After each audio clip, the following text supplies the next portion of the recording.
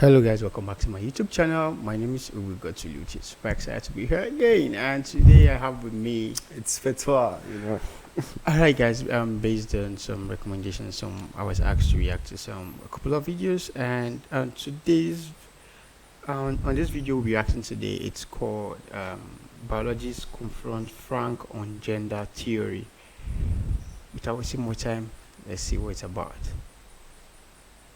Have you ever heard of gynecomastia? I had it. And so did you have that fixed? Yes, I did. And did that make you feel affirmed in your gender and comfortable in your body? No, when I was in the Navy, nobody knows this, by the way. Jesus, now I'm revealing I need a HIPAA form to sign here or something.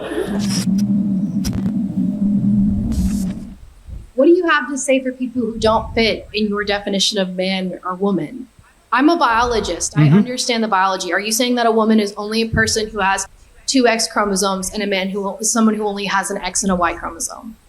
I think that's the scientific definition, yes. It's actually not, because there can be people with XXY. There can be Y chromosome inactivation. The way that this biology works is that you have genes. Those genes make proteins. Those proteins develop the traits that you define as men and women. They develop the features that you define as male. They develop the genitalia. But you can be a woman with female genitalia and be XY. You can be a man, but you can have XX chromosomes. Yeah, I understand what you're talking about, Grace. You're talking about a very rare condition known as intersexed, right? 1 in 100 people experience chromosomal differences in sex. Okay, but not 1 in 100 have different genitalia or ambiguous genitalia. And what do you say to those people? Well, what you say is that's a situation that is not the norm. We're not saying that they're not people, obviously. As I understand it, maybe you know more about it than me, when you do have a truly intersexed person, at that point, either the parents or when they're old enough, they can decide which way they're going to orient themselves, and they can get the appropriate surgery. But that's not what we're experiencing in our culture. That it's okay for people to decide their gender. In that situation, but that's not what we're talking about in our culture. What we're talking about in our culture are people with perfectly normal functioning sexual organs trying to have them removed and trying to transition to another gender, which is impossible scientifically. Have you ever doubted that you're a man? You've doubted that you... Oh, have I ever doubted I'm a man? No, I have never doubted I'm a man. Then what do you say to a transgender person who has never doubted their gender? You're saying that we all change and that obviously transgenderism is a product of some kind of phase, but you've never doubted that you're a man. So no, where's your development of this change? Grace, I'm not denying there are people truly with gender dysphoria. I've already said that. What I'm saying is the way out of that problem is not surgery according to the data. Okay? Psychiatry is the way out of that problem. I also don't agree with your statement that after surgery, you implied that transgender people are more likely to commit suicide after surgery. But the statistics say that transgender people are more likely to commit suicide because of arguments that you make that they're invalid. No, I'm not saying they're invalid. I'm just saying that you implied that it's the surgery that's causing suicide. No, it's not. What I'm saying is the surgery doesn't fix anything. That's the point. It's practically the same rate, whether they have the surgery or not. If you woke up and grew breasts today, would you like them to be removed? There are men. Say that again? Have you ever heard of gynecomastia? I had it. And so did you have that fixed? Yes, I did. And did that make you feel affirmed in your gender and comfortable in your body? No, when I was in the Navy, nobody knows this, by the way. Jesus, now I'm revealing I need a HIPAA form to sign here or something. You don't have to talk about it. No, what I'm saying is, yes, I've had that myself and had it surgically removed when I was in the Navy. Yeah. And do you feel more comfortable in your body and more affirmed in your gender because of that? Well, it wasn't a gender thing for me. It was the fact, well, I can't even get into it now because it had nothing to do with my gender. Okay. So it had to do with the fact that it looked really odd. Let me just put it that way. Okay. But Grace, my point is if we truly care about people, are we going to try and force them down a road, particularly as children, into a solution to a problem which is proven not to be a solution?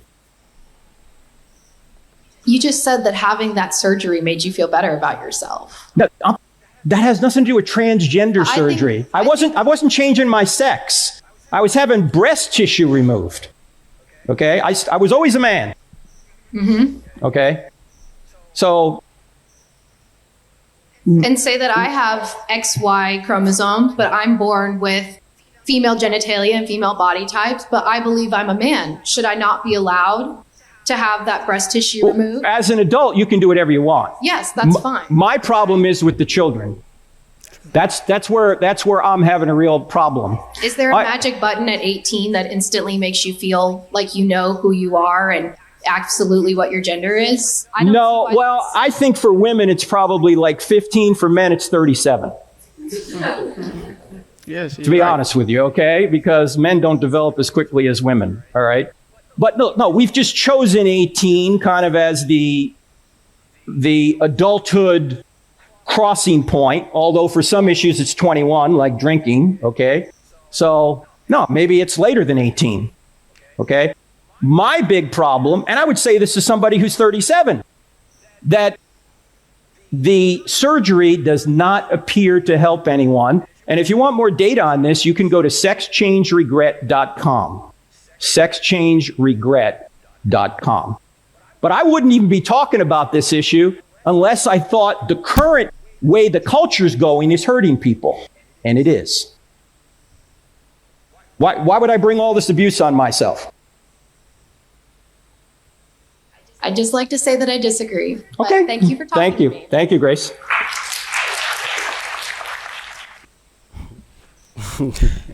Okay, so what Grace was trying to argue about to me was two different things. You know, when you're there and all of a sudden some tissue starts, it's abnormally, it's not normal. It probably is an issue, probably a swelling or some cells, and starts growing. It's different between trying to change your sex. I can imagine right now, me being a man, probably, I know I'm a man, growing up a man, yeah. And all of a sudden I'm meeting a lady, beautiful lady, and then all of a sudden I'm here that he was a man like me, myself.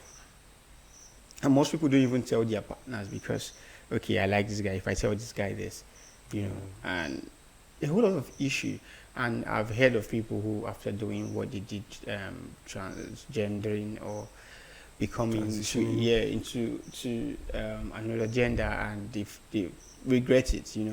They wish they haven't. And I see some people. Okay, I saw this online where a transgender woman and a transgender man finally came together and got married or so. Then the lady impregnated the man. Yeah. Yeah, like it's crazy what's going on, and especially coming towards the children.